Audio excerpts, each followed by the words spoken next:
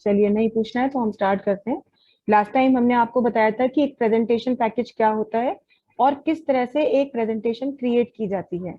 Presentation को create करने के बाद उस प्रेजेंटेशन का शो किया जाता है, जो कि हमने आपको लास्ट टाइम करके दिखाया था। और यहाँ पर कुछ स्लाइड्स हमने ऑलरेडी बनाई हुई हैं। अब बात करते हैं यहाँ पर अपनी प्रेजेंटेशन में कौन कौन से ऑप्शंस टैब के थ्रू हम यूज कर सकते हैं। सबसे पहले आप होम टैब देख रहे हैं और होम टैब में लगभग वही चीजें आप देख रहे हैं जो आप इससे पहले भी बहुत सारे पैकेजेस में देखते चले आए। जैसे आपने वर्ड में भी यही देखा है, एक्सेल में भी होम टैब में काफी सारी चीजें ऐसी ही मिली है, वैसे ही आपके पावर पॉइंट में भी है। होम टैब में कट कॉपी पेस्ट कमांड और फॉर्मेट पेंटर कमांड बिल्कुल वैसे ही काम करती है जैसे आपने इससे पहले यूज किया है। देखिए, कोई भी कमांड में अगर आपको दिक्कत हो, जैसे अब कट कॉपी पेस्ट हम नहीं बता रहे हैं, है ना, मगर मान लीजिए आपको फॉर्मेट पेंटर कमांड नहीं आती है, तो आप बीच में ही पूछ लीजिएगा कि मैम ये वाली कमांड एक बार समझा दीजिए।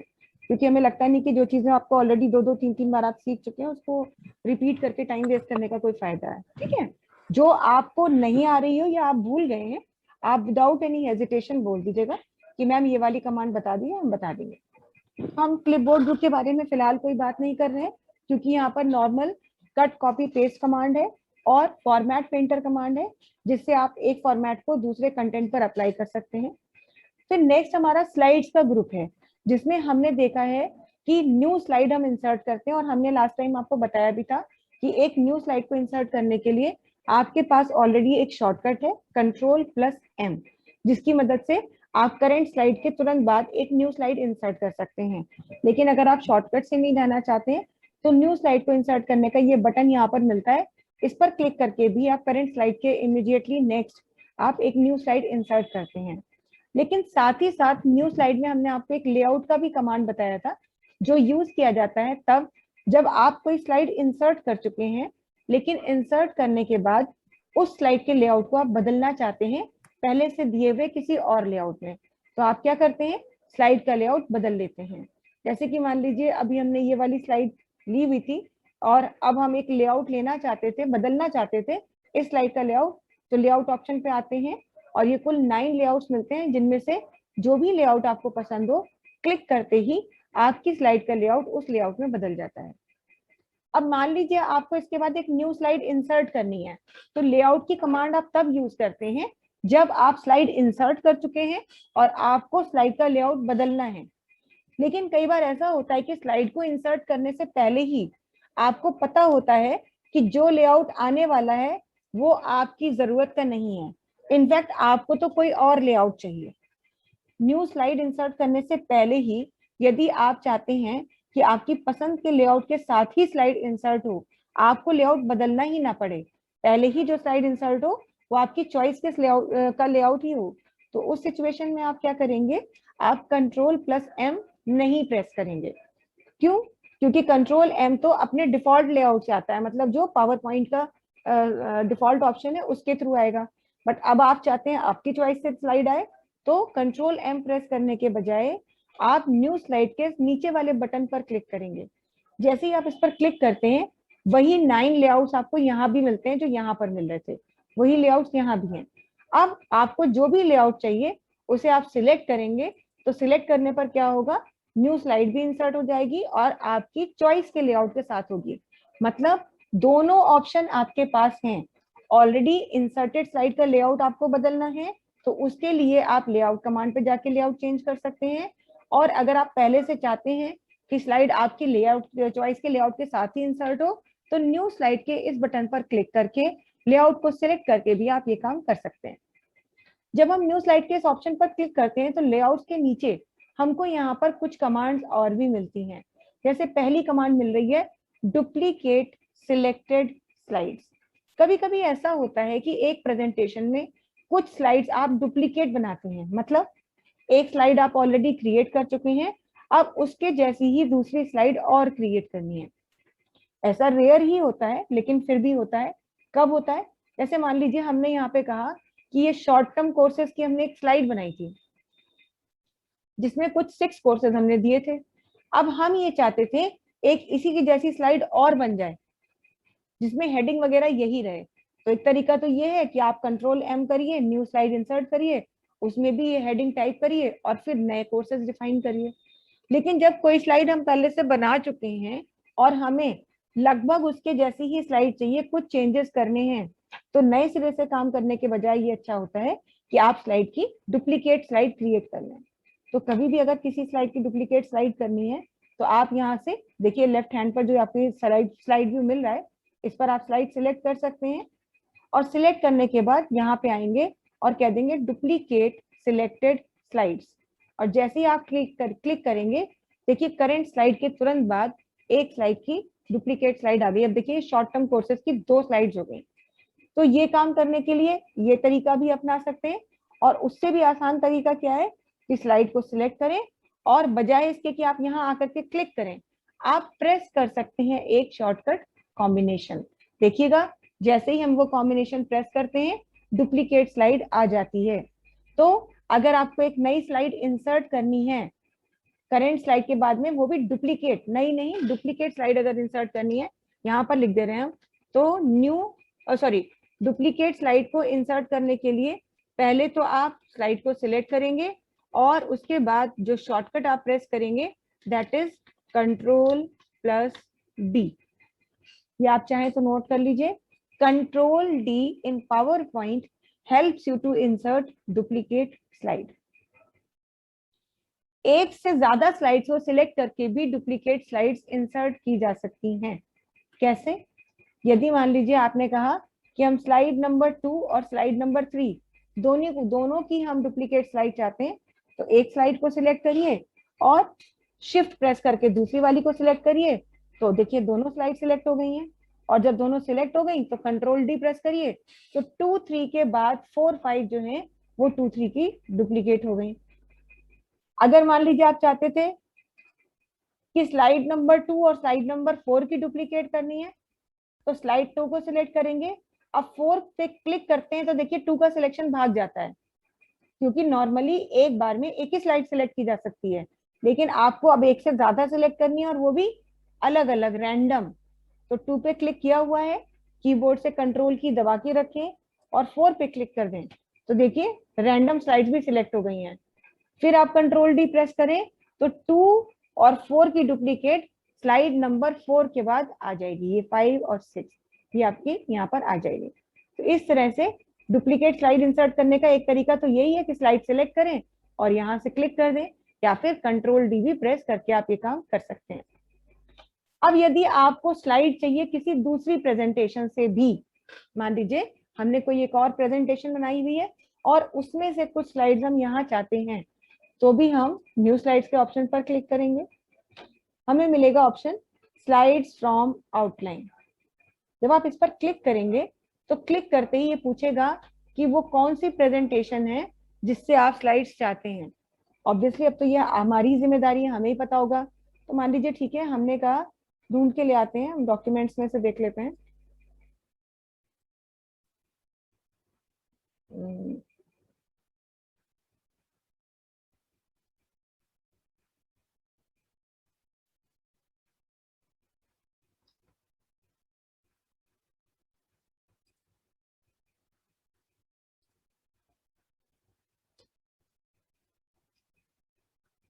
तो कोई भी एक फाइल हम यहाँ से सिलेक्ट कर रहे हैं, ये कुछ फाइल बनी हुई है।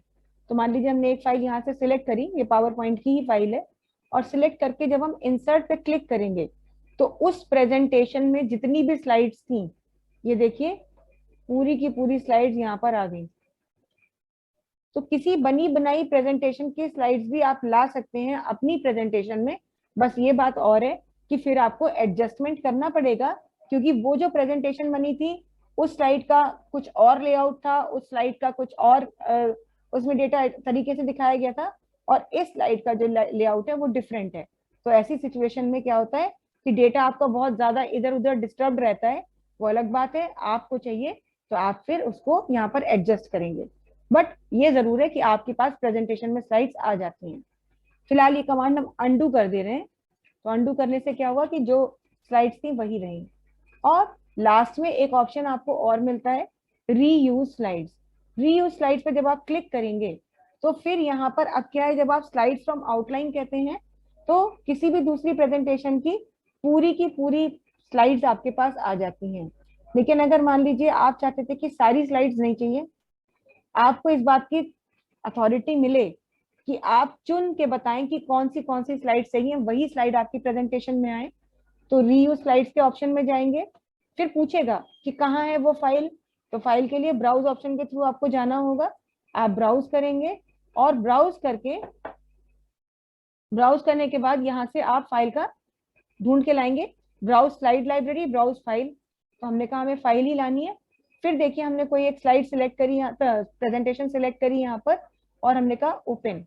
जब ओपन करेंगे, अच्छा इसमें अभी एक ही बनी है, कोई दूसरी ले लेते हैं। जब हम ओपन करेंगे तो वहां पर आपको सारी स्लाइड्स इसकी दिखने लगेंगी। अभी दिखाते हैं, लोकेशन पे चले जाते हैं जहां से हमें लानी है। हम सेम आपको दिखाएंगे, जो अभी हमने ली थी वही दे रहे हैं यहाँ पे फिर से।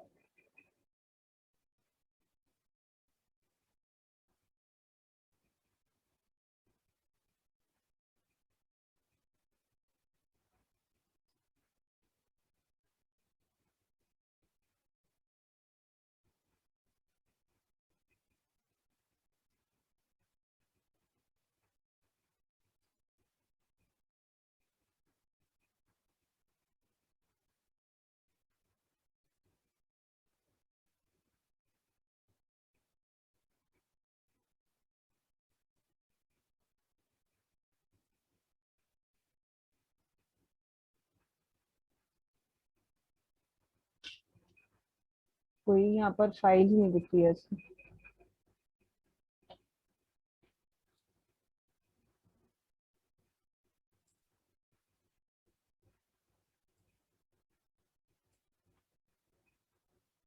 चलिए तो फिर इसी से ले लेते हैं। जैसे हमने अभी फाइल सिलेक्ट की है, तो ऐसे यहाँ पर एक स्लाइड दिख रही है, स्लाइड 1। ऐसे यहाँ पर सारी स्लाइड्स आपको दिखेंगी, जितनी भी स्लाइड्स इसमें होंगी वो आपको दिखेंगी। अब जो स्लाइड आपको अपनी प्रेजेंटेशन में चाहिए, उस स्लाइड पर सिर्फ आपको क्लिक करना है, और क्लिक करते ही वो स्लाइड आपके यहाँ पर प्रेजेंटेशन के अंदर आ जाएगी। तो किसी भी जो है स्क्रीन पर आप चाहें तो उसको देख सकते हैं। आप लोगों को ये पावर पॉइंट की स्क्रीन दिख रही है ना? Yes ma'am. पहले नहीं हो रहा, तब से हो रहा है। अच्छा, अब दिख रहा है? ठीक है, तो फाइल आप सिलेक्ट करके लाते हैं, और सिलेक्ट करने के बाद आप उसकी स्लाइड्स को यहाँ सिलेक्ट कर सकते हैं, चॉइस के अकॉर्डिंग स्लाइड्स इंसर्ट कर सकती हैं, की जा सकती हैं। तो ये हमारा यहाँ पर ये पूरा न्यू स्लाइड का ऑप्शन था, लेआउट हम देख चुके हैं। अब नेक्स्ट ऑप्शन है रीसेट। रीसेट ऑप्शन क्या करता है कि जब किसी प्रेजेंटेशन के अंदर आप कोई स्लाइड इंसर्ट करते हैं और उसकी सेटिंग्स को चेंज करते हैं, उसके सेटिंग्स में, उसकी डिफॉल्ट सेटिंग में कुछ अपडेशन करते हैं, पर अब आप ये चाहते हैं कि जो भी चीजें आपने चेंज की हैं वो वापस पहले की तरह हो जाए, उसमें आप कुछ नया जो चेंजेस थे वो नहीं रखना चाहते हैं, यानी आप चाहते हैं कि स्लाइड रीसेट हो जाए, रीसेट मतलब डिफॉल्ट सेटिंग पे आ जाए, तब आप रीसेट ऑप्शन का यूज कर सकते हैं। डिलीट तब यूज किया जाता है जब आप स्लाइड को डिलीट करना चाहते हैं, तो यहीं पर रहते हुए आप स्लाइड को जैसे ही आप डिलीट की पे क्लिक करेंगे यहाँ पर, तो ये देखिए करंट स्लाइड जो खुली हुई थी वो डिलीट हो जाएगी। फिलहाल हम अंडू कर रहे हैं, तो ये स्लाइड हमारी अभी है। वैसे अगर इधर से करना है तो स्लाइड को सिलेक्ट कीजिए और कीबोर्ड से डिलीट की दबा दीजिए, तो भी आप स्लाइड को डिलीट कर सकते हैं। तो ये सारे तो हमारे स्लाइड्स ग्रुप के ऑप्शन है। फॉन्ट ग्रुप में ऐसा कुछ भी नहीं है जो नया हो, सब वही है जो आपने ऑलरेडी किया हुआ है। फॉन्ट का नाम चेंज किया है, साइज चेंज किया है, कलर इंक्रीज या डिक्रीज करना है, कंटेंट को बोल्ड, इटैलिक, अंडरलाइन करना है, स्ट्राइक थ्रू करना है, आपको अपने जो भी कंटेंट आपने लिखा है उसे शेडो देनी है, दो कैरेक्टर्स के बीच में गैप को बढ़ाना है, कैरेक्टर स्पेसिंग आपको चेंज करनी है, आपको कंटेंट का केस चेंज करना है, और कलर का टेक्स्ट का कलर चेंज करना है, या फिर जो भी फॉर्मेटिंग आपने की है उस फॉर्मेटिंग को आपको रिमूव करना है। सारे कमांड्स आपको पहले से आते होंगे, मुझे उम्मीद है। आप फिर भी एक बार देख लीजिएगा, किसी भी कमांड में कोई डाउट हो तो बताइएगा। बहरहाल यहाँ पर नया कुछ भी नहीं है। उसके बाद पैराग्राफ ग्रुप है, और पैराग्राफ ग्रुप में भी लगभग सारी चीजें हैं। जैसे कोई लिस्ट अगर आपने बनाई है तो उसे बुलेट्स देना है। जैसे अब ये बुलेटेड लिस्ट है यहाँ पर ऑलरेडी, तो इस बुलेटेड लिस्ट में डिफॉल्ट बुलेट्स आ रहे हैं। अब आपको ये बुलेट्स नहीं चाहिए तो आप यहाँ से बुलेट अपने चॉइस के अकॉर्डिंग चेंज कर सकते हैं। जो भी बुलेट आप सिलेक्ट करेंगे वो बुलेट आपके कंटेंट पर अप्लाई हो जाएंगे, और आपका टेक्स्ट उससे लिस्ट जो है चेंज हो जाएगी। आपको इनमें से कोई बुलेट नहीं चाहिए तो नीचे ऑप्शन दिया रहता है बुलेट्स एंड नंबरिंग। आप इस पर जब क्लिक करेंगे तो यहाँ पर आपके पास ये वाली बुलेट्स तो दिख ही रही हैं। अब आपने कहा बुलेट तो ये चाहिए थी लेकिन बुलेट का कलर चेंज करना है, तो कलर बुलेट के लिए आप यहाँ से दे सकते थे। जो भी कलर आपको चाहिए आप सिलेक्ट करेंगे और ओके करेंगे तो देखिए कंटेंट का कलर चेंज नहीं हो रहा है पर बुलेट का कलर चेंज हो रहा है। आप बुलेट का साइज छोटा करना चाहते हैं तो फिर से एक बार यहीं पर आएंगे, फिर आप जाएंगे बुलेट्स एंड नंबरिंग पे और यहाँ साइज में बता रहा है 100% ऑफ टेक्स्ट, मतलब जो साइज टेक्स्ट का है उसी 100% मतलब उसी के रेशियो में दिखा रहा है। आपको छोटा करना है साइज तो आप छोटा कर दीजिए। मान लीजिए हमने 82% कर दिया और कहा ओके, तो हमारी बुलेट्स का साइज थोड़ा सा छोटा हो गया। ऑल्दो इन सब की जरूरत पड़ती नहीं है क्योंकि ये सब चीजें मतलब बहुत ही स्टैंडर्डाइज सेटिंग्स के साथ आती हैं, पर हाँ खैर आपकी अपनी चॉइस हो तो आप कर सकते हैं। फिलहाल हम ये दोनों कमांड्स को अंडू कर रहे हैं, ना हमें कलर चेंज करना है और ना ही साइज चेंज करना है। हाँ ये बात और है कि बुलेट्स हम देखना चाहते थे कि क्या इनके अलावा भी कुछ और बुलेट्स मिल सकती हैं। तो अगर इनके अलावा कुछ बुलेट्स चाहिए तो यहाँ पर पिक्चर ऑप्शन पे आप जाएंगे और यहाँ से आपको कलरफुल बुलेट्स मिल जाएंगी। जो बुलेट आपको पसंद हो चॉइस के अकॉर्डिंगली वो बुलेट आप यहाँ से सिलेक्ट कर सकते हैं। सपोज हमने ये बुलेट सिलेक्ट किया और हमने कहा ओके, तो ओके करते ही देखिए ये वाली बुलेट हमारे कंटेंट के साथ अटैच हो गई, लिस्ट के साथ आ गई। हाँ ये बात अलग है कि जब कोई बुलेट आप पिक्चर ऑप्शन से सिलेक्ट करते हैं तब उस बुलेट का कलर आप चेंज नहीं कर सकते, ये आपको ध्यान रखना है। ठीक है, क्यों? क्योंकि ये रेडीमेड बुलेट है, ये कलरफुल बुलेट रेडीमेड है, तो इसको आप कस्टमाइज नहीं कर सकते अपने हिसाब से, सिर्फ आप साइज छोटा या बड़ा करके देख सकते हैं। वो भी जरूरी नहीं है, अगर इसके साथ ये ऑप्शन पॉसिबल है तो ही वो करेगा, नहीं तो नहीं भी करेगा तो कोई ये वो नहीं है।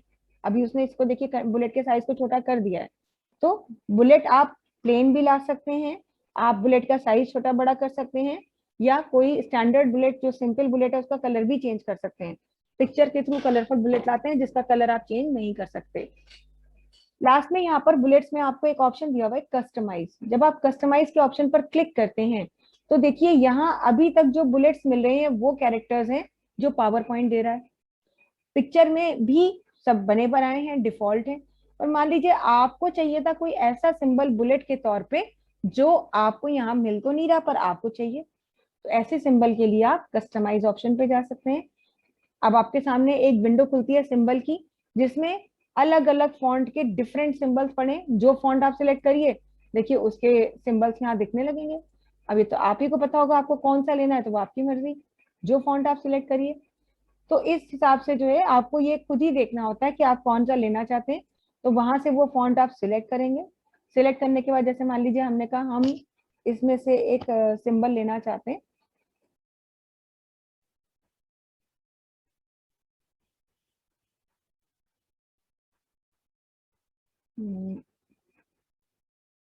ये मल्टीपल देखिए डिफरेंट फॉन्ट्स हैं, उनके सिंबल्स यहाँ पर दिख रहे हैं, तो हम इसी में से एक सिंबल अभी सिलेक्ट करेंगे।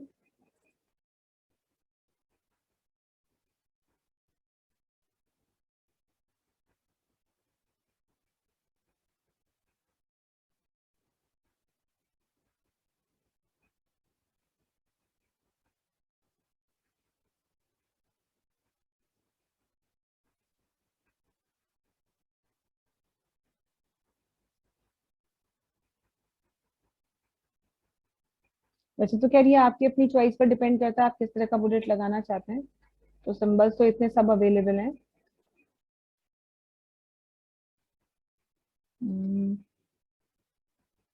जो सिंबल हम चाह रहे हैं वो क्यों नहीं दिख रहा है?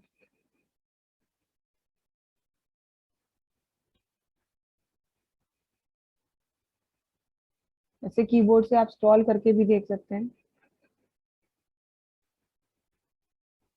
चलिए खैर जो भी है, मान लीजिए टाइम ना वेस्ट करते हुए, तो यहाँ से कोई एक सिंबल हमने मान लीजिए ये सिंबल ले लिया, इसे सिलेक्ट करेंगे, यहाँ से कहेंगे ओके, और अगर आपको इसे कलर देना है तो यहीं से कलर दे दीजिए, जो भी कलर आपको देना हो ओके करिए। आपको साइज इतना रखना है, साइज दीजिए और कह दीजिए ओके। तो देखिए जो भी बुलेट आप अप्लाई करना चाहते हैं वो बुलेट आप यहाँ से ले सकते हैं। तो ये तो बुलेटेड लिस्ट की बात हो गई, अगर लिस्ट पे आप बुलेट लगाना चाहते हैं।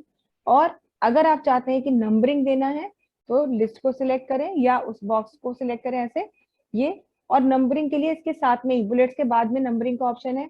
आप सबको पता है नंबरिंग के लिए यही सारे ऑप्शंस होते हैं, इसके अलावा कुछ और नहीं होता। तो इनमें से जिस पर आप क्लिक कर देंगे नंबरिंग का वो स्टाइल आपके कंटेंट पर अप्लाई हो जाएगा। दोबारा से कर रहे हैं, ये देखिए। और नंबरिंग में आपके पास क्या ऑप्शंस है, वही सब कि आपको साइज कितना रखना है, आपको कलर क्या रखना है ना, ये आप यहाँ से दे सकते हैं। और ज्यादा से ज्यादा आप लिस्ट को स्टार्ट कहाँ से करना चाहते हैं वो आप दे सकते हैं। जैसे अभी स्टार्ट एट 1 लिखा है, मान लीजिए हम कह देते हैं स्टार्ट एट 10, तो हमारी लिस्ट 10 से स्टार्ट हो जाएगी। ऐसा कब होता है, ऐसा तब होता है जब कोई स्लाइड कंटिन्यूएशन में चल रही है। कि मान लीजिए कोर्सेज ऑफर्ड की एक स्लाइड इससे पहले भी बनी थी जिसमें 9 पॉइंट्स लिखे जा चुके थे, और अब दूसरी स्लाइड में हम पॉइंट 10 से आगे बढ़ना चाहते थे, तो नंबरिंग के नंबर को आप स्टार्टिंग वैल्यू को चेंज कर सकते हैं। तो खैर फिलहाल हम अंडू कर रहे हैं इसको भी। तो ये आपने यहाँ पे नंबरिंग और इसके लिए किया। उसके बाद में आपको देखिए यहाँ पर इंक्रीज और डिक्रीज इंडेंट के ऑप्शंस मिलते हैं, जो लिस्ट के लेवल को बढ़ाने या घटाने के लिए होता है। जैसे अगर आप यूज करते हैं डिक्रीज लिस्ट लेवल, तो जो लिस्ट है हमारी,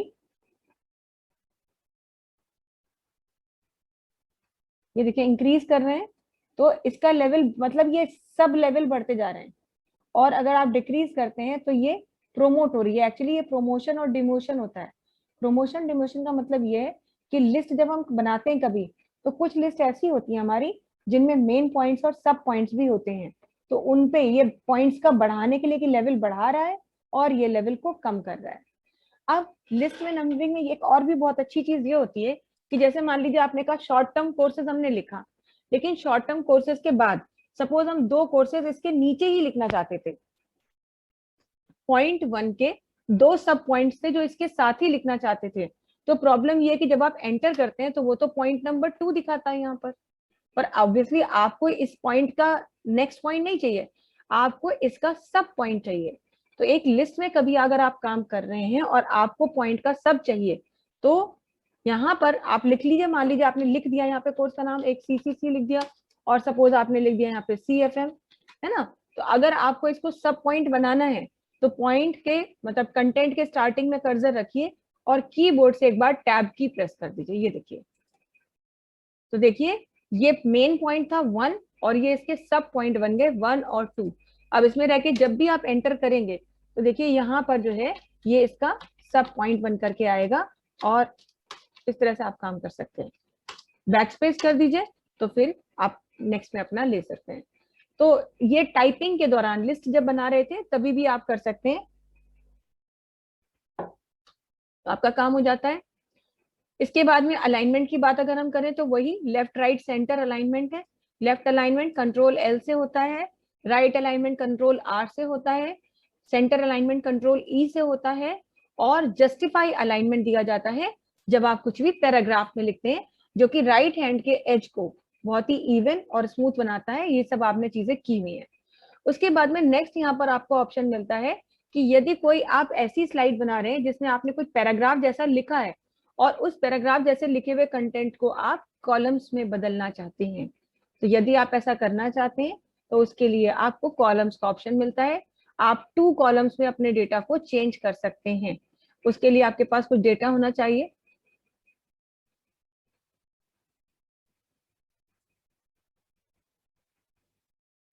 हालांकि पावर पॉइंट में बहुत कम होता है इस तरह से, क्योंकि इतना पैराग्राफ जैसी चीजें लिखी ही नहीं जाती हैं। पर फिर भी अगर आपने कुछ लिखा है और उसे कॉलम में बदलना है तो डेटा को सिलेक्ट करिए और कॉलम्स के ऑप्शन में आइए। 2 कॉलम में बदलना है तो 2 कॉलम, 3 कॉलम में बदलना है तो 3 कॉलम्स का ऑप्शन भी आपको मिल जाता है। अगर आपको नहीं चाहिए तो 1 कॉलम रखिए और 1 कॉलम में आप काम कर सकते हैं। फिर यहाँ पर आपको ऑप्शन मिलता है लाइन स्पेसिंग। 2 लाइनों के बीच के गैप को कम या ज्यादा करने के लिए लाइन स्पेसिंग का ऑप्शन यूज किया जाता है।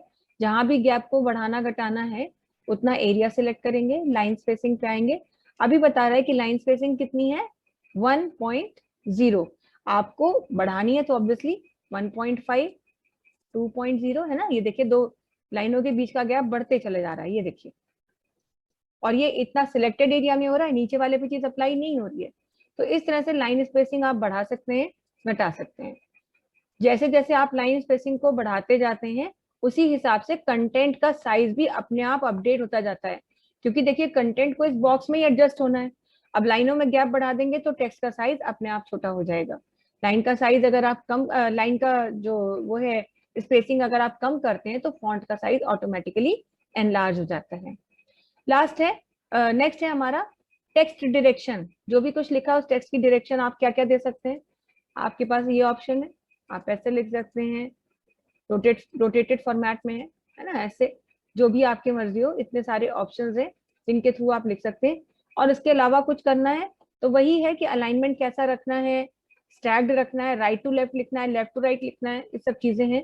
तो ये सब काम आप यहाँ से कर सकते हैं। तो फिलहाल इसमें हेडिंग्स में इतना नहीं होता, सिंपल लिखते हैं।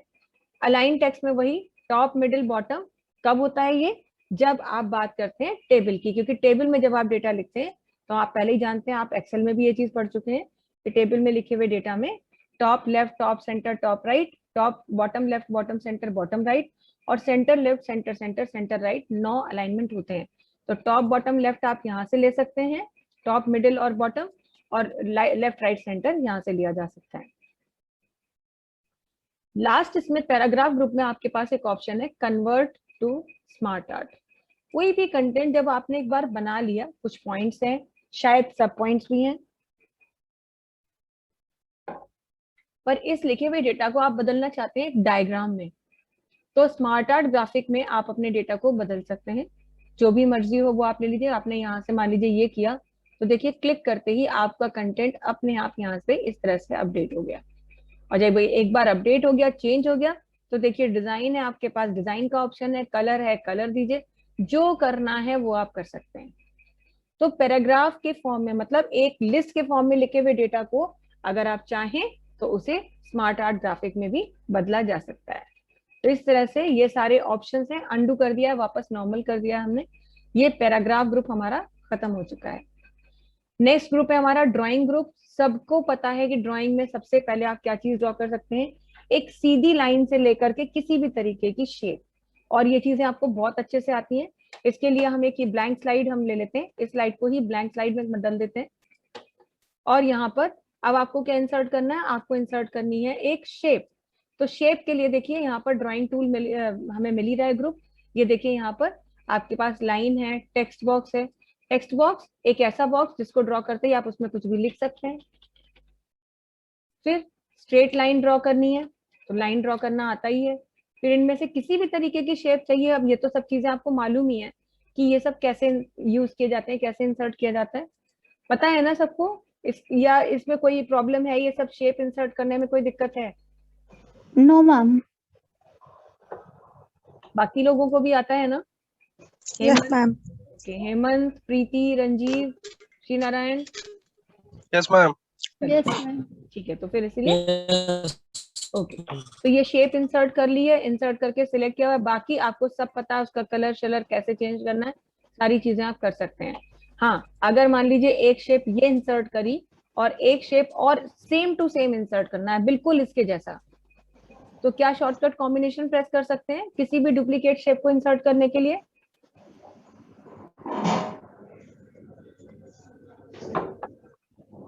Ctrl+D। अरे वाह, गुड। Ctrl+D शेप को इंसर्ट करने के लिए भी प्रेस किया जा सकता है। तो जितनी बार आप Ctrl+D प्रेस करेंगे, आप सिलेक्टेड शेप की डुप्लीकेट शेप इंसर्ट कर सकते हैं। ठीक है, अब मान लीजिए हमने एक शेप का कलर चेंज किया था, फॉर्मेट मेन्यू में आ रहे हैं, और मान लीजिए इस शेप को हमने कलर दे दिया था रेड, और इस शेप को हमने कलर दे दिया था सपोज येलो। अब ये देखिए हम ऐसे लगा रहे हैं, पर हम चाहते थे कि येलो वाली शेप रेड वाली के ऊपर आ जाए। येलो वाली शेप जो है वो रेड वाली के ऊपर करनी है, पर देखिए कहीं से भी जब हम एडजस्ट कर रहे हैं, रेड वाली जो शेप है वो नीचे ही ऊपर ही रह रही है, वो येलो वाली को ऊपर नहीं आने दे रही। तो ऐसा जब भी हो तो ओवरलैपिंग शेप्स हैं, एक के ऊपर दूसरी लगी हुई है, तो अगर कभी भी ऐसा करना है तो आप क्या करेंगे, अरेंज कर सकते हैं शेप को। और अरेंज करने के लिए होम टैब में ही आपके पास ऑप्शन है, ये देखिए होम टैब में अरेंज वाले ऑप्शन पे क्लिक करें तो देखिए पीछे भेजने के लिए सेंड टू बैक और सेंड बैकवर्ड 2 ऑप्शंस होते हैं। सेंड टू बैक पे क्लिक करेंगे, ये देखिए शेप पीछे चली गई और पीछे वाली सबसे पीछे चली गई। मतलब क्योंकि जरूरी थोड़ी कि दो ही शेप्स ओवरलैप कर रही हूँ, कई बार ऐसा होता है एक से ज्यादा शेप्स हो सकती हैं। अब मान लीजिए यहाँ पर हमने सपोज ये बनाया, एक ये बनाया, अब इसी को हम 3-4 बना लिए हमने। अब इसको हमने कुछ और कलर दे दिया, सबको डिफरेंट कलर दे दिया यहाँ पे।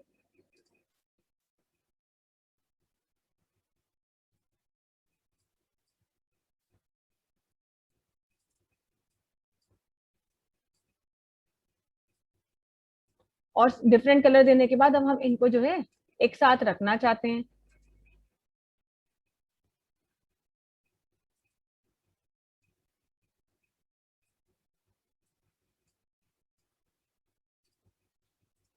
तो एक साथ कुछ इस तरह से रखना चाहते थे कि चीजें जो है हमारी प्रॉपरली अरेंज हो, मतलब एक उसमें आए। तो जो भी हमें लेना मान लीजिए ये ले लिया। तो अब जैसे ये रखा, इसके साथ में इसको रखा और येलो को रखा, इधर ये वाला ग्रीन ले आए, इधर ये ले आए और इधर ये ले आए। ऐसे हमने शेप्स रखे। लेकिन अब हम चाहते थे यहाँ पर कि जो ये पिंक वाला है, ये पिंक वाला रेड के ऊपर आए।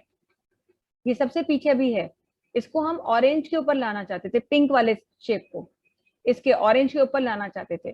तो पिंक वाली शेप को सिलेक्ट करेंगे, होम टैब में ही रहेंगे, अरेंज में आएंगे और आगे लाने के लिए ब्रिंग फॉरवर्ड, एक एक लेयर ऊपर आएगा। अगर आप सबसे आगे लाना चाहते हैं तो आप कहेंगे ब्रिंग टू फ्रंट, तो ब्रिंग टू फ्रंट सबसे ऊपर चला आया। अगर आप कहते हैं सेंड टू बैक, सबसे पीछे चला गया। और अगर आप कहते हैं ब्रिंग फॉरवर्ड, तो ये एक एक लेयर ऊपर आता है, एक एक करके आगे बढ़ता है ना। तो ये खैर आपकी अपनी चॉइस है। तो ये ऑप्शंस होते हैं यहाँ पर इस चीज के लिए आपके, कि आप ये काम कर सकते हैं और अरेंज कर सकते हैं। खैर इसके बाद में नेक्स्ट, अगर मान लीजिए ऐसी कुछ शेप आपने बनाई और आप चाहते हैं कि ये एक सिंगल शेप में कन्वर्ट हो जाए। क्यों? क्योंकि देखिए अभी अगर आप एक को मूव करेंगे तो वही मूव होगा, है ना। अब मान लीजिए हम चाहते थे कुछ ऐसा बने, अब ये अलग जा रहा है, हम चाहते हैं ये सब इकट्ठी हो जाए। तो सब इकट्ठी हो जाए उसके लिए सभी शेप्स को पहले सिलेक्ट करेंगे। कैसे? शिफ्ट प्रेस करके। पहले एक शेप को सिलेक्ट कर लीजिए, फिर कीबोर्ड से शिफ्ट की को प्रेस करके दूसरी शेप सिलेक्ट कर लीजिए। जैसे यहाँ है तो इसे सिलेक्ट कीजिए, लेकिन ध्यान दीजिए कि कोई छुट्टी नहीं चाहिए। फिर रेड वाली पे क्लिक किया, शिफ्ट दबी हुई है, ऐसे करके 1 बाय 1 सभी शेप्स पर क्लिक करा।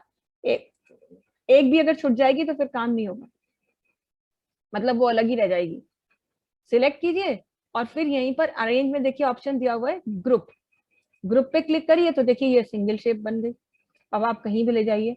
ऐसे ही इसको सिलेक्ट कीजिए, शिफ्ट दबा के इसको सिलेक्ट कीजिए, फिर अरेंज में आइए और कह दीजिए ग्रुप, तो ये ग्रुप हो गई। अब ये एक शेप बन गई है। अब जब भी आप साइज छोटा बड़ा करेंगे, दोनों का साइज एक साथ छोटा होगा या एक साथ बड़ा होगा। कलर भी यदि आप चेंज करते हैं आप, तो कलर भी दोनों का एक साथ ही बदलेगा। अब ऐसा नहीं कि दोनों में एक कलर हो जाए अलग अलग, नहीं, दोनों सेम कलर। क्यों? क्योंकि ग्रुप होने के बाद दोनों सिंगल ऑब्जेक्ट बन गए हैं। तो ऐसे ही ये ग्रुप करते हैं। अब मान लीजिए आपने कहा कि नहीं चाहिए, अलग करना है, तो फिर सिलेक्ट करिए और यहीं से आइए और यहाँ पर अरेंज में कहिए, तो देखिए अनग्रुप का ऑप्शन आपको मिलने लगता है। तो ये अब आप अनग्रुप कर सकते हैं। अब ये देखिए सब अलग हो गए। तो खैर ये शेप्स के लिए ऑप्शन यहाँ पर मिलता है, तो आपको जो भी चाहिए अरेंज कर सकते हैं। नेक्स्ट हमारे पास क्विक स्टाइल्स का ऑप्शन होता है, जिसमें रेडीमेड स्टाइल पड़े हैं आपके टेक्स्ट बॉक्स के या किसी भी शेप के। जैसे हमने कोई भी शेप इंसर्ट करी, मान लीजिए सपोज ये सर्किल ही इंसर्ट किया, तो वैसे तो वो डिफॉल्ट स्टाइल देता है कि भाई ब्लू कलर से आएगा। पर अगर आप चाहते हैं कि कुछ और स्टाइल मिले और वो भी आपको ना करना पड़े, बने बनाए, तो क्विक स्टाइल में आइए। तो इसी तरीके के फॉर्मेट है, जो भी आपको पसंद है वो ले सकते हैं आप। क्लिक करेंगे तो ये देखिए हो गया। और इवन अगर आप उसमें कुछ लिखना स्टार्ट करेंगे तो उसकी फॉर्मेटिंग भी पहले से डिसाइडेड है। तो आपको बने बनाए शेप्स लेने में, मतलब बने बनाए फॉर्मेट अप्लाई करने में ये एडवांटेज मिलता है कि आप उसमें टाइम नहीं वेस्ट कर रहे होते, खुद से ये काम आपके लिए हो जाता है। फिर अगर आपने कहा कलर भर गया है हमें, सब कुछ तो ठीक है, लेकिन कलर कुछ और लेना है, तो कलर के लिए आपके पास ये सब ऑप्शन है। उनमें वो कलर नहीं लेने तो अपनी पसंद का भी कोई कलर आप ले सकते हैं। आउटलाइन को कोई कलर दे सकते हैं, जो कलर आपको चाहिए वो ले सकते हैं। और यहाँ तक कि आप अपनी शेप को डिफरेंट इफेक्ट्स भी दिखा सकते हैं, जैसे आप शेडो दे सकते हैं। इस तरीके की कोई भी शेडो ले सकते हैं, रिफ्लेक्शन ले सकते हैं इस तरह का। ये देखिए, देख पा रहे होंगे आप लोग, नीचे रिफ्लेक्शन आ रहा है। आप ग्लो इस तरह के इफेक्ट दे सकते हैं अपनी शेप को। सॉफ्ट एजेस तो ये दिखा सकते हैं। बेवल्ड कुछ इस तरीके की दिखाई देगी।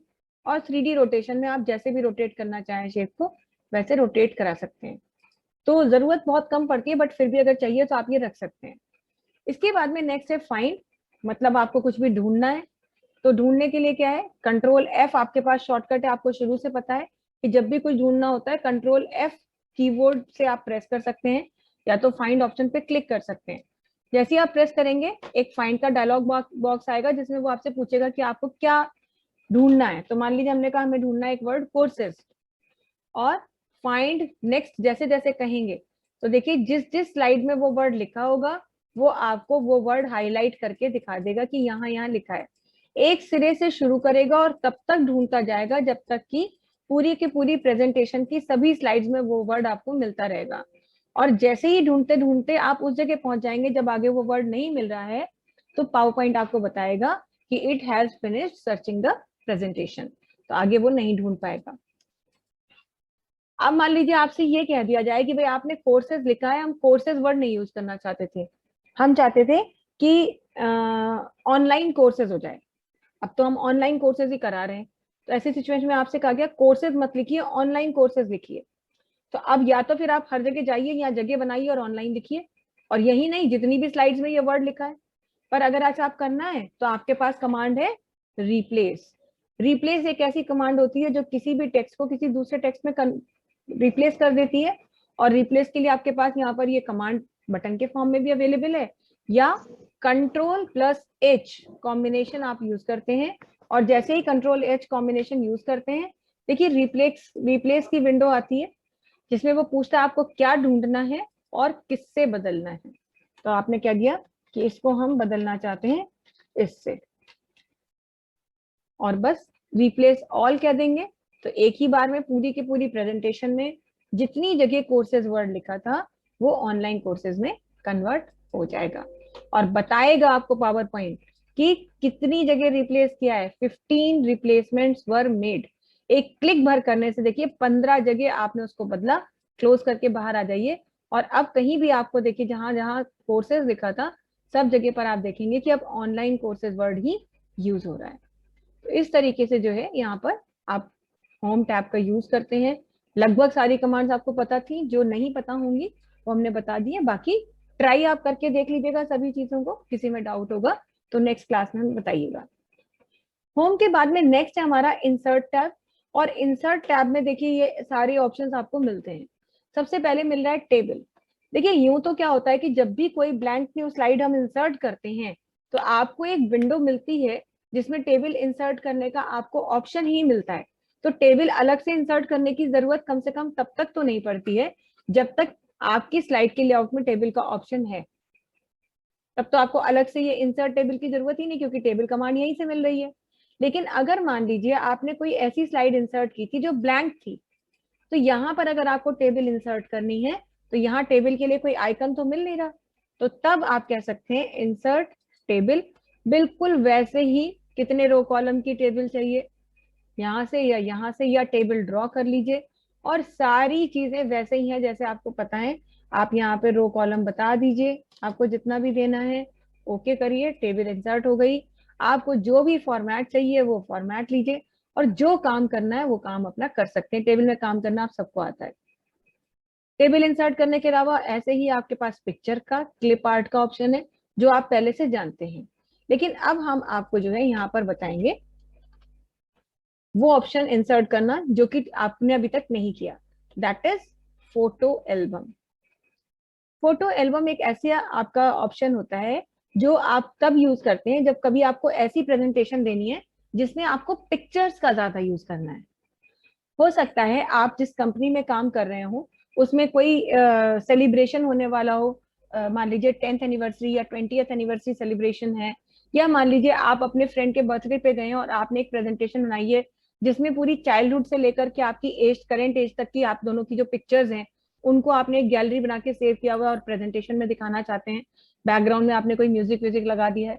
तो ऐसी भी प्रेजेंटेशंस होती हैं कई बार जिनमें टेक्स्ट के साथ साथ पिक्चर्स होती हैं, वो तो कॉमन है। पर कई बार ऐसी प्रेजेंटेशंस भी होती हैं जिनमें पिक्चर्स ज्यादा होती हैं और टेक्स्ट बहुत ही रेयर होता है। तो अगर आपको ऐसा कुछ करना है तब आप फोटो एल्बम का ऑप्शन यूज करते हैं। जैसे आप इस पर क्लिक करेंगे तो न्यू फोटो एल्बम का ऑप्शन आपको मिलेगा। इसे सिलेक्ट करें तो अब ये पूछता है कि पिक्चर्स कहाँ है, तो कहाँ से लानी है। तो हमने कहा भाई फाइल से लेके आओ, क्योंकि हमारे पास यहाँ थोड़ी पिक्चर्स, हमें पिक्चर्स तो हमारे पास ऑलरेडी कंप्यूटर में कहीं पड़ी हुई है, तो जहां पड़ी है वहां से हम पिक्चर्स लेके आएंगे। अब पिक्चर्स के लिए हम अपना कोई एक फोल्डर सिलेक्ट कर लेते हैं। ये देखिए पड़ी है यहाँ पर पिक्चर, सिलेक्ट करा, इंसर्ट, ये देखिए आ गई पिक्चर। और पिक्चर के साथ यदि आप चाहते हैं कि एक पिक्चर आए और उसके बाद में आपका एक स्लाइड आए जिसमें आपको कुछ लिखना है, लिखने के लिए भी स्लाइड मिले, तो जैसे मान लीजिए आप कहीं, आप कोई ट्रैवल ब्लॉग बना रहे थे, या आपने कोई ट्रैवलिंग की है अभी रिसेंटली कहीं की, और आप अपने फ्रेंड्स को या अपने कलीग्स को अपने ट्रैवल के ऊपर कोई प्रेजेंटेशन देना चाहते हैं, तो आपने कहा एक पिक्चर डाल दी वहां की जहां गए थे, और अब उसके बारे में कि भाई ये जो स्पॉट है टूरिज्म का, ये कहाँ पर है, इसकी क्या स्पेशलिटी है, 2-3 पॉइंट इसमें लिखना चाहते हैं ऐसा कुछ। तो अगर पिक्चर के बाद एक स्लाइड चाहिए जिसमें आप टेक्स्ट लिखना चाहते हैं, तो यहीं से कह दीजिए न्यू टेक्स्ट बॉक्स।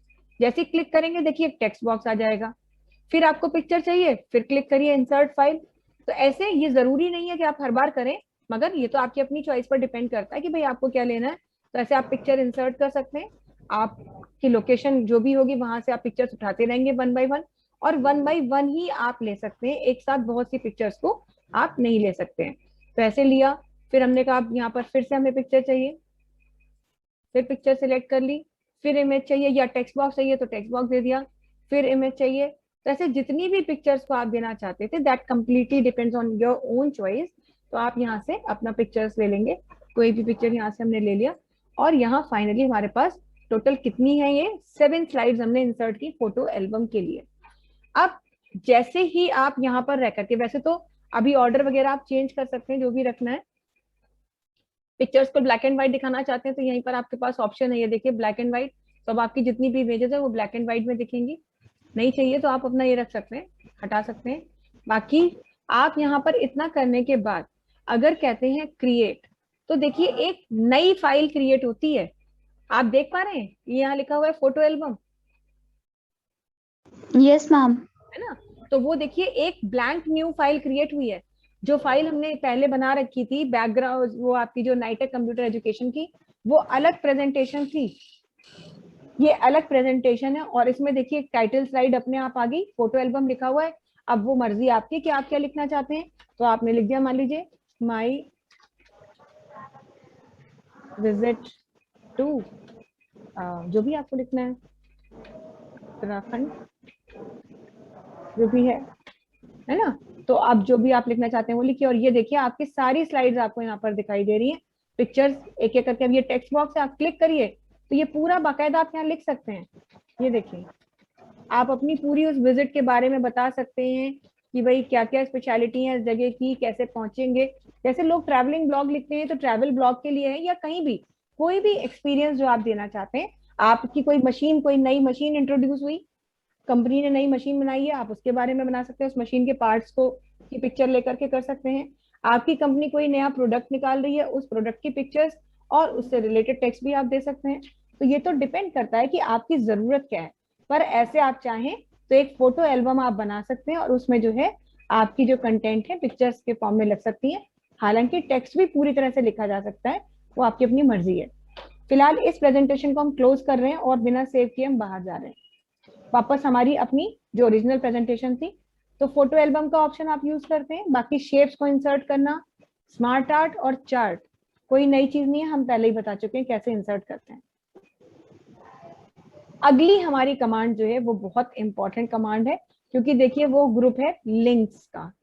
लिंक्स आप सबको पता है एक ऐसा तरीका होता है लिंक्स का, जिससे कि आप क्या करते हैं अपनी प्रेजेंटेशन में या फाइल में, चाहे वो वर्ड की फाइल हो, एक्सेल की फाइल हो या पावर पॉइंट की फाइल हो, उससे कनेक्शन दे सकते हैं। एक फाइल का उसी कंप्यूटर में सेव की हुई दूसरी फाइल से, या फाइल के अंदर इंटरनेट की किसी भी वेबसाइट से आप कनेक्टिविटी दे सकते हैं, और इसके लिए ही आपको हाइपर लिंक का ऑप्शन मिलता है। मान लीजिए आपने ये प्रेजेंटेशन बनाई थी और आपकी एक यहाँ पर हमने एक स्लाइड यहाँ इंसर्ट कर ली, यही स्लाइड ले लेते हैं। मान लीजिए हमने यहाँ पे लिखा, इसका हम लेआउट नॉर्मल कर देते हैं अपना, ये लेआउट था, और हमने कहा click on the links given below to see sales of last 3 years, है ना। सेल्स की थी तो लास्ट 3 years मतलब 2019, 2018, 2019 और 2020, इन 3 पिछले सालों की सेल हमने बना के रखी हुई है एक्सेल की फाइल में। अब हम ये चाहते हैं कि यहाँ पर लिखकर क्या है, सेल ऑफ 2018, क्लिक करते ही एक्सेल की वो फाइल यहाँ पर खुल जाए। सेल ऑफ 2019, क्लिक करते ही 2019 वाली सेल की फाइल एक्सेल की खुले, और ऐसे ही 2020 की खुले। तो इसके लिए ही आपको हाइपरलिंक बनाना पड़ेगा। हाइपरलिंक बनाने के लिए शॉर्टकट क्या यूज करते हैं, Ctrl+K। जैसे ही Ctrl+K प्रेस करेंगे वो आपसे पूछेगा कि फाइल कहाँ है। अब जैसे मान लीजिए हम एक्सेल की फाइल का लिंक लाना चाहते हैं, तो जाहिर सी बात है हमारे पास एक्सेल की फाइल होनी भी चाहिए। तो हमने कहा ठीक है, देख लेते हैं। ये यहाँ पर हम डॉक्यूमेंट्स में चले जाते हैं, कुछ भी फाइल होगी, जरूरी नहीं है कि वो वही हो, हम यहीं से कुछ 2 फाइलें 3 फाइलें ले लेते हैं। तो हमने कहा एक फाइल है हमारी ये, इसे सिलेक्ट किया और कह दिया ओके। अब ओके भी कर दिया और लिंक सा बन के भी आ गया, पर 2 प्रॉब्लम है। पहली प्रॉब्लम ये है कि ये लिखा हुआ अच्छा नहीं लग रहा। हम चाहते थे लिख के आए सेल ऑफ 2018, पर क्लिक करें तो इस फाइल पे पहुंचे। तो इसके लिए आपको क्या चेंज करना चाहिए था लिंक इंसर्ट करते समय, वो बताएंगे। दूसरी प्रॉब्लम क्या है, दूसरी प्रॉब्लम ये है कि अभी तक आपने एक्सेल की वर्कबुक की किसी वर्कशीट में जब लिंक इंसर्ट किया या वर्ड में लिंक इंसर्ट किया, तो पॉइंटर को उस पर रखते ही एक हाथ जैसा बन जाता है। आपने देखा है, माउस का पॉइंटर बदल जाता है और क्लिक करते ही आप उस फाइल में पहुंच जाते हैं। Yes ma'am. है ना। लेकिन पावर पॉइंट में ऐसा नहीं हो रहा। देखिए यहाँ हम 10 बार क्लिक कर रहे हैं, बार बार क्लिक कर रहे हैं, नहीं पहुंच रहे। क्यों नहीं पहुंच रहे हैं? क्योंकि हमेशा ध्यान रखिए कि अगर आपने कोई लिंक इंसर्ट किया है तो उस पर पहुंचेंगे आप तभी जब आपकी स्लाइड का शो हो रहा होगा। शो के टाइम तो आप उस फाइल पे पहुंचेंगे, लेकिन जब आप शो में नहीं है, आप नॉर्मल व्यू में है, तो कभी भी आप उस लिंक को विजिट नहीं कर सकते। ठीक है, तो अभी फिलहाल हमने पॉइंट और वही Ctrl+K हमने किया और ढूंढ करके हम फाइल अपनी फिर से लेके आए। हमने कहा हमें डॉक्यूमेंट्स फोल्डर की फाइल चाहिए थी,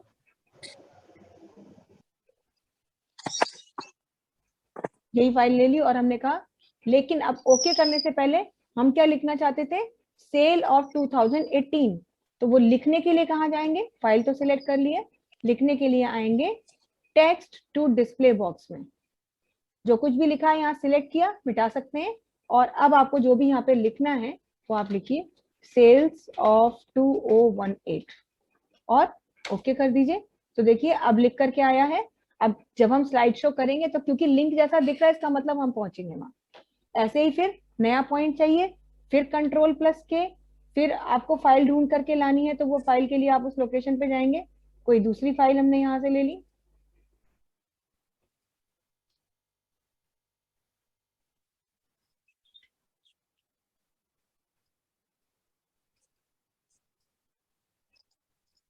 कोई दूसरी फाइल ली और यहाँ क्या लिख दिया, सेल्स ऑफ 2019, और एक बार फिर से Ctrl+K, फिर से यहाँ पर हम आए उस फोल्डर में जहां हमारी फाइल पड़ी है और फाइल को सिलेक्ट करेंगे और सिलेक्ट करने के बाद कह देंगे यहाँ से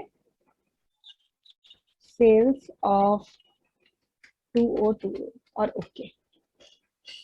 तो ये आपने देखिए लिंक इंसर्ट किया। अब क्या है कि जब आप मतलब करंट स्लाइड का शो करना चाहेंगे, जब ये स्लाइड शो देखना चाहेंगे, तब देखिए आपको जब स्लाइड शो दिख रहा होगा उस समय पर आप जब माउस का पॉइंटर यहाँ रखेंगे, देखिए अब ये बन रहा है ऐसा। तो क्यों बन रहा है, क्योंकि स्लाइड शो के दौरान ही आप लिंक को विजिट करने की अथॉरिटी लेते हैं।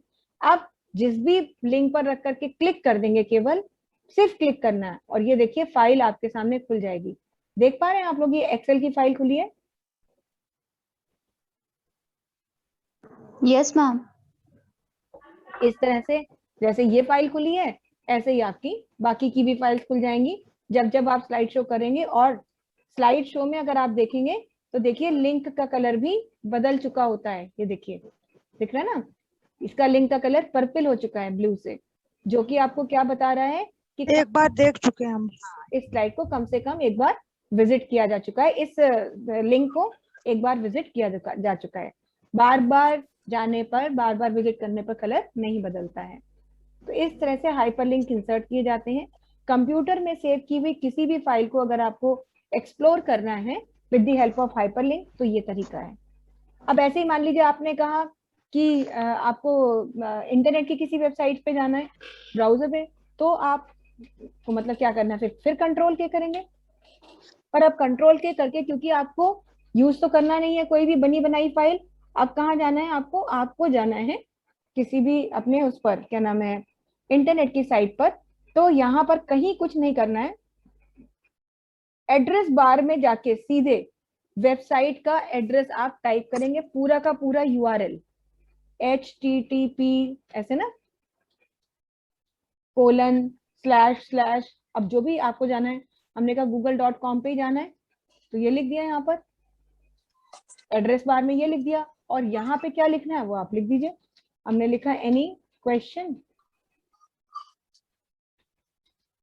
Ask from Google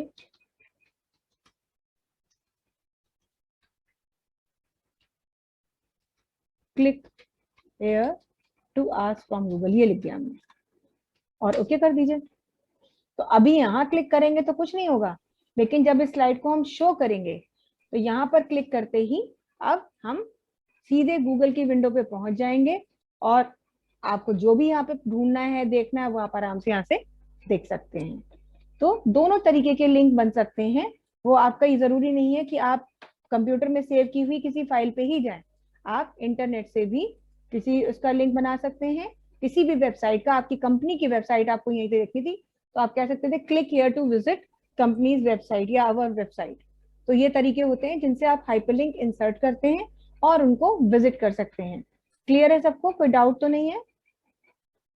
no ma'am. Okay, तो ये तो देखिए अभी हमने हाइपरलिंक बहुत सरल तरीके से और एक ये मतलब चीजों को इंसर्ट करके देखा है, लेकिन आगे हम देखेंगे कि हाइपरलिंक में ये जो कमांड है एक्शन, ये भी आगे बहुत इंपॉर्टेंट काम हमारे लिए करेगा, बट अभी फिलहाल इसे नहीं करने जा रहे हैं हम। नेक्स्ट हमारा देखिए टेक्स्ट में है टेक्स्ट बॉक्स इंसर्ट करना। वैसे तो देखिए टेक्स्ट बॉक्स मिलते हैं, हमें जरूरत नहीं पड़ती, पर अगर आपने कोई एक ब्लैंक स्लाइड इंसर्ट की हुई है तो ब्लैंक स्लाइड में आपको टेक्स्ट बॉक्स चाहिए होगा और तब आप टेक्स्ट बॉक्स यहाँ से ले सकते हैं। आपको अब पता ही है टेक्स्ट बॉक्स बनाना है, ये लीजिए टेक्स्ट बॉक्स बन गया। आपको अपनी प्रेजेंटेशन के अंदर, ये स्लाइड हम डिलीट कर रहे हैं, आपने अपनी प्रेजेंटेशन जो बनाई हुई है इसके अंदर अगर आप चाहते हैं कि हर स्लाइड में हेडर और फूटर लग जाए, सबको पता है हेडर और फूटर क्या होता है। हेडर और फूटर एक ऐसी जगह होती है हमारी हर फाइल के अंदर, ऊपर की तरफ हेडर और नीचे की तरफ फूटर होता है, जिसमें कुछ भी लिखने पर पूरी की पूरी फाइल के हर पेज पर, हर शीट पर या हर स्लाइड पर वो चीज रिपीट हो जाती है। तो ऐसे ही अगर आपसे कह दिया जाए कि आप प्रेजेंटेशन बनाएंगे तो कम से कम ऑर्गेनाइजेशन का नाम, कंपनी का नाम हर पेज पे आना चाहिए। तो ये नहीं कि आप उसे लिख रहे हैं बैठ करके हर पेज पे, आप उसे हेडर या फुटर में डाल सकते हैं। साथ ही साथ हम आपको ये भी बताना चाहते हैं कि प्रेजेंटेशन की कोई भी स्लाइड में हेडर नहीं होता है, आप जो कुछ भी लिखते हैं वो फुटर में ही आता है। तो हेडर फुटर ऑप्शन जरूर मिलता है लेकिन आता फुटर में ही है। तो खैर हम चाहते थे कि जितनी भी स्लाइड्स हमारी बनी है सब में नाइटेक कंप्यूटर एजुकेशन लिख जाए या और क्या क्या चीजें लिखी जा सकती हैं, वो उसके लिए हम यहाँ पर हेडर एंड फुटर ऑप्शन पे आएंगे। तो देखिए खुद ही पूछ रहा है कि इंक्लूड ऑन स्लाइड, स्लाइड पे क्या क्या चाहिए। तो देखिए सबसे पहला चेकबॉक्स हमें मिल रहा है डेट एंड टाइम, क्या आप डेट टाइम डालना चाहते हैं? तो हमने कहा ठीक है डाल देते हैं, क्या दिक्कत है। तो क्या होगा, जब शो कर रहे होंगे तो डेट टाइम भी दिख रहा होगा। फिर यहाँ पर एक रेडियो बटन है अपडेट ऑटोमेटिकली, दूसरा रेडियो बटन है फिक्स्ड। अपडेट ऑटोमेटिकली का मतलब ये है कि जिस जगह पर, जैसे आज 17 तारीख है तो अभी तो 17 तारीख चल दिखेगी, लेकिन अगर ये शो प्रेजेंटेशन जो हम आज बना रहे हैं इसका शो मान लीजिए हम 22 तारीख को करेंगे, तो अपडेट ऑटोमेटिकली का मतलब ये है कि ये फाइल अपडेट हो जाएगी और डेट उसी दिन की दिखेगी। लेकिन अगर आप ये चाहते थे कि आप वही डेट दिखाएं जिस डेट में प्रेजेंटेशन बनाई है तो आप फिक्स्ड कर दीजिए। फिक्स्ड में अपडेशन नहीं होगा, जो डेट दी है, जिस डेट पे क्रिएट किया है वही डेट यहाँ पर दिखाई देगी। तो खैर चॉइस आपकी है, ये आपने ले लिया। उसके बाद देखिए डेट एंड टाइम से रिलेटेड तो ये हो गया। अब क्या कह रहा है, स्लाइड नंबर चाहिए। हमने कहा हाँ ठीक है, बिल्कुल दीजिए स्लाइड नंबर। ये देखिए जब हमने डेट एंड टाइम पे क्लिक नहीं किया था, आप ध्यान दीजिएगा, पहले यहाँ 3 बॉक्स बने, तीनों व्हाइट है। जब हमने डेट टाइम दिया तो लेफ्ट वाला बॉक्स ब्लैक हो गया, मतलब फूटर का लेफ्ट सेक्शन ऑक्यूपाई हो गया, भर गया। किस चीज से भरा, डेट टाइम से। स्लाइड नंबर पे क्लिक किया तो राइट हैंड वाला बॉक्स फिल हो गया, यानी यहाँ पर स्लाइड नंबर आएगा। और अब अगर आप कुछ लिखना चाहते हैं, इस पर क्लिक करेंगे फूटर पे, तो ये भर गया, मतलब जो भी लिखा जाएगा वो बीच में आएगा। और यहाँ आप लिखना क्या चाहते हैं वो आपकी मर्जी है। तो आपने कहा हम लिखना चाहते थे नाइटेक कंप्यूटर एजुकेशन, जो भी लिखना चाहते थे वो लिखा। और सबसे लास्ट में एक चेकबॉक्स दिया हुआ है, don't show on title slide, यानी पहली स्लाइड पर ये मत दिखाएं। आपकी मर्जी है, आप दिखाना चाहते हैं तो दिखेगा, लेकिन पहली स्लाइड टाइटल स्लाइड होती है, उस पर हम हेडर फुटर डालना नहीं चाहते हैं, इसलिए इस चेकबॉक्स को हम इनेबल करेंगे। वैसे आपकी मर्जी है। और इसके बाद आपको कहना है अप्लाई टू ऑल। जैसे ही इस पर आप क्लिक करेंगे तो आपको देखिए आपकी प्रेजेंटेशन में यहाँ भी दिखने लगेगा, हर स्लाइड में फुटर की यहाँ डेट आ रही है, यहाँ पर ऑर्गेनाइजेशन का नाम और इधर स्लाइड नंबर। और साथ ही साथ जब आप स्लाइड शो करेंगे तो देखिए पहली स्लाइड में जब आप यहाँ पर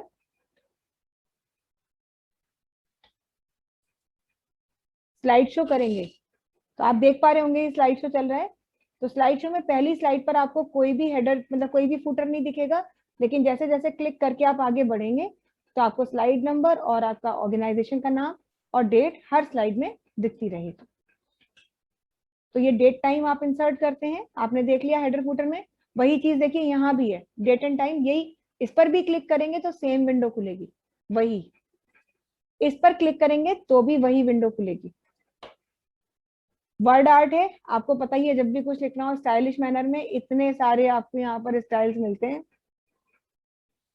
कुल मिलाकर के 30 डिफरेंट स्टाइल्स हैं, हम बता ही चुके हैं, तो इनसे आप कुछ भी लिख सकते हैं। फिर है नेक्स्ट सिंबल का ऑप्शन।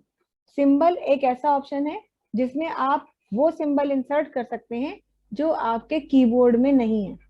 मान लीजिए आपने कहा यहाँ पर हमें एक सिंबल चाहिए था, तो वो सिंबल अगर कीबोर्ड में नहीं है तो कहाँ से आएगा। सिंबल के लिए एक चीज ध्यान रखनी पड़ेगी कि सिंबल टेक्स्ट बॉक्स में ही आता है, ऐसे नहीं आएगा। मतलब बाहर क्लिक करेंगे ऐसे कहीं भी तो सिंबल का ऑप्शन आएगा ही नहीं, एक्टिव ही नहीं है। लेकिन जब आप इस पे टेक्स्ट बॉक्स में कहीं क्लिक करेंगे तभी आप सिंबल ला सकते हैं। पूछेगा कौन सा सिंबल लेना है, जो सिंबल लेना हो सिलेक्ट इंसर्ट, तो देखिए वो सिंबल आपका वहां पर आ जाएगा। तो इतनी चीजें हमने आपको बताई हैं। अब नेक्स्ट क्लास का हमारा टाइम हो रहा है, तो इतना आप करके देखिएगा। कोई प्रॉब्लम होगी तो प्लीज बताइएगा, और नहीं तो फिर इसके आगे का हम नेक्स्ट क्लास में करते हैं। Okay okay, thank you ma'am. Okay जी, that's all for the day. Thank you ma'am. Okay bye. Thank you ma'am.